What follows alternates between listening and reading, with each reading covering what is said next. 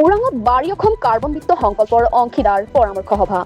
নমস্কাৰ, আপুনি চাই আছে ফ'কাছ অসম 24, ষ্টুডিঅ'ত মই মণিমালা চৰেন। কৃষি বনানীকৰণ সম্প্ৰসাৰণ আৰু কাৰ্বন বজাৰত অংশগ্ৰহণৰ জৰিয়তে কৃষকসকলৰ বাবে আয়ৰ নতুন উৎস সৃষ্টি কৰাৰ উদ্দেশ্যে অনুষ্ঠিত হয় উক্ত সভা।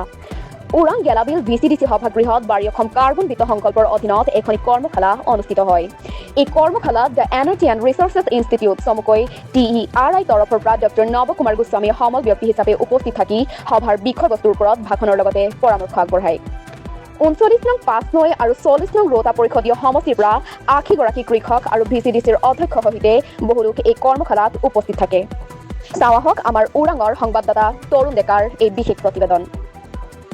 আজি আমি ইয়াত ওদালগুৰি জিলাত যিখন অংশীদাৰ পৰামৰ্শ সভা পাতিলোঁ, এই অংশীদাৰ পৰামৰ্শ সভাৰ উদ্দেশ্যটো আছিলে যে আমি আমাৰ কৃষকসকলক কাৰ্বন বিত্ত প্ৰকল্পৰ জৰিয়তে কেনেকৈ তেওঁলোকক উৎসাহিত কৰিব পাৰোঁ, যাতে আমি জলবায়ু পৰিৱৰ্তনত এটা যোগাত্মক দিশ আমি আগবঢ়াব পাৰোঁ, লগতে তেওঁলোকক অৰ্থনৈতিকভাৱে কিছু পৰিমাণে সকাহ দিব পাৰোঁ। গতিকে এই প্ৰকল্পটোৰ নাম হৈছে অসম বাৰী কাৰ্বন বিত্ত প্ৰকল্প।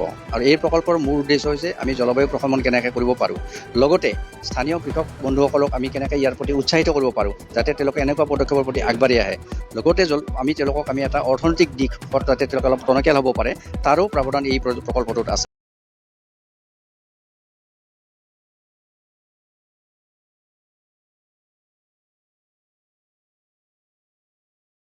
শাক পাচলি হ'ব পাৰে, অন্য ধৰণৰ পৰি থকা মাটি হ'ব পাৰে, কিন্তু গছ কাটি গছ লগোৱা হ'ব নালাগিব। সেইটো মাটি সেই ডখৰা মাটি মানে কি হৈছে, আমি কৈছোঁ আমি এফৰেষ্টেশ্যন বঢ়াইছোঁ, প্লেণ্টেশ্যন বঢ়াইছোঁ, কিন্তু গছ কাটি গছ ৰোৱা নাই। আৰু এই প্ৰকল্প বহুত দীঘলীয়া, প্ৰায় 40 বছৰলৈকে থাকিব যদি আমাৰ কৃষকসকলে ইচ্ছা কৰে। সদ্যহতে আমি 5 বছৰ কাৰণে আৰম্ভ কৰিম, তাৰপিছৰ মূৰে মূৰে 5 বছৰ মূৰে মূৰে এইটো ৰিনিউ হৈ থাকিব। গতিকে প্ৰথম ক্ৰেডিটটো পাব 5 বছৰ পিছত, তাৰপিছৰ ক্ৰেডিটটো 5 বছৰ মূৰে মূৰে গৈ থাকিব। 1 নম্বৰ কণ্ডিশ্যন 2022ৰ পিছত গছ লগোৱা হ'ব লাগিব। তাৰপিছৰ কণ্ডিশ্যনটো হ'ল কি, সেইখিনি মাটিত যোৱা 10 বছৰ কোনো ধৰণৰ বাগান থাকিব নালাগিব।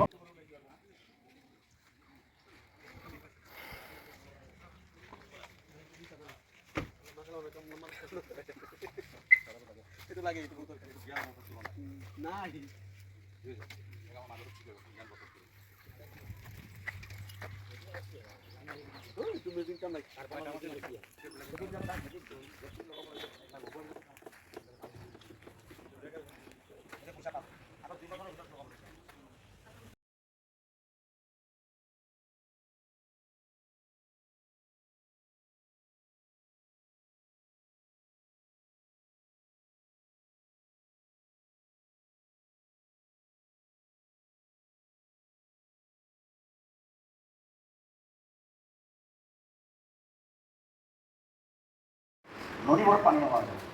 কিয়? কাৰণ বৰফবোৰ লাহে লাহে ঘূৰি নদীবোৰত পানী দি থাকে। গতিকে চাওক ক'ত বস্তুটো কি আছে নহয়, প্ৰত্যেকটো পানীটো আজি যেনেকৈ শিৱসাগৰত নহয়, কেনেকুৱা এটা অৱস্থা হৈছে দেখিছেনে?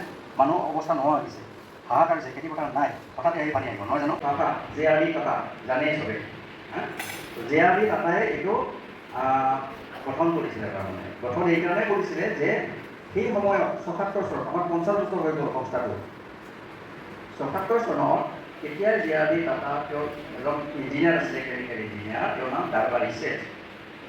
ডাৰবাৰী ছেঠে গুজৰাটত কাম কৰি আছিলে। গুজৰাটত কাম কৰি থাকোঁতে এতিয়া তেওঁ অনুভৱ কৰিছিলে যে শক্তি সম্পৰ্কে, এনাৰ্জি যিটো শক্তি সম্পৰ্কে গৱেষণা কৰা সংস্থা তেতিয়া নাছিলে।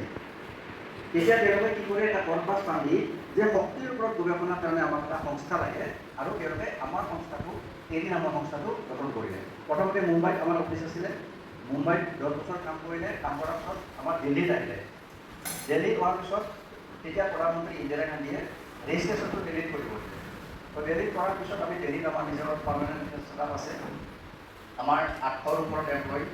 ৰিজনেল চেণ্টাৰবোৰ আমাৰ গোৱাত আছে, বেংগলোৰত আছে, মুম্বাইত আছে, মুক্তেশ্বৰ আছে আৰু গুৱাহাটীত আমাৰ আছে। গুৱাহাটীৰ যিটো আমাৰ কেন্দ্ৰ, এই কেন্দ্ৰটো 1974 চনত আমি স্থাপন কৰিছিলোঁ। 1974 চনত এতিয়া আমাৰ 31 বছৰ হৈ গ'ল তাৰমানে। গতিকে আৰু আমি গৱেষণাৰ আমাৰ মূল গৱেষণা কৰা আমাৰ 45টা বেলেগ বেলেগ বিভাগ আছে। 45টা বিভাগত আমি গৱেষণা কৰোঁ আৰু আমাৰ ভাৰতবৰ্ষৰ বাহিৰতো চেণ্টাৰ আছে। গৱেষণা আমাৰ বহুত ধৰণৰ গৱেষণা কৰোঁ, ক্লাইমেটৰ ওপৰত, পানীৰ ওপৰত, তাৰপিছত আমি এগ্ৰিকালচাৰৰ ওপৰত, বহুত আমাৰ নিজৰ নিজৰ প্ৰডাক্টটো আছে। গতিকে এইটো সংক্ষিপ্তভাৱে আমাৰ সংস্থাটোৰ বিষয়ে কৰোঁ যে আমি প্ৰধানতঃ এটা গৱেষণা কৰা সংস্থা, লগতে আমি এনেকুৱা ধৰণৰ কামবোৰ কৰোঁ।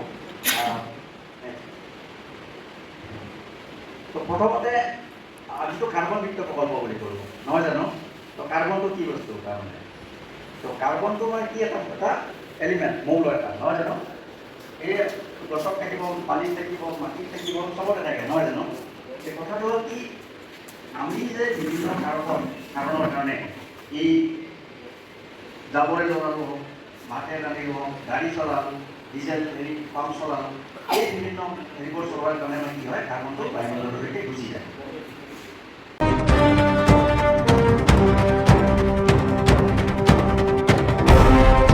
আজি আমি ইয়াত ওদালগুৰি জিলাত যিখন অংশীদাৰ পৰামৰ্শ সভা পাতিলোঁ, এই অংশীদাৰ পৰামৰ্শ সভাৰ উদ্দেশ্যটো আছিলে যে আমি আমাৰ কৃষকসকলক কাৰ্বন বিত্ত প্ৰকল্পৰ জৰিয়তে কেনেকৈ তেওঁলোকক উৎসাহিত কৰিব পাৰোঁ, যাতে আমি জলবায়ু পৰিৱৰ্তনত এটা যোগাত্মক দিশ আমি আগবঢ়াব পাৰোঁ, লগতে তেওঁলোকক অৰ্থনৈতিকভাৱে কিছু পৰিমাণে সকাহ দিব পাৰোঁ। গতিকে এই প্ৰকল্পটোৰ নাম হৈছে অসম বাৰী কাৰ্বন বিত্ত প্ৰকল্প। আৰু এই প্ৰকল্পৰ মূল উদ্দেশ্য হৈছে আমি জলবায়ু প্ৰশমন কেনেকৈ কৰিব পাৰোঁ, লগতে স্থানীয় কৃষক বন্ধুসকলক আমি কেনেকৈ ইয়াৰ প্ৰতি উৎসাহিত কৰিব পাৰোঁ, যাতে তেওঁলোকে এনেকুৱা পদক্ষেপৰ প্ৰতি আগবাঢ়ি আহে। লগতে আমি তেওঁলোকক এটা অৰ্থনৈতিক দিশত যাতে তেওঁলোকে অলপ টনকিয়াল হ'ব পাৰে, তাৰো প্ৰাৱধান এই প্ৰকল্পটোত আছে।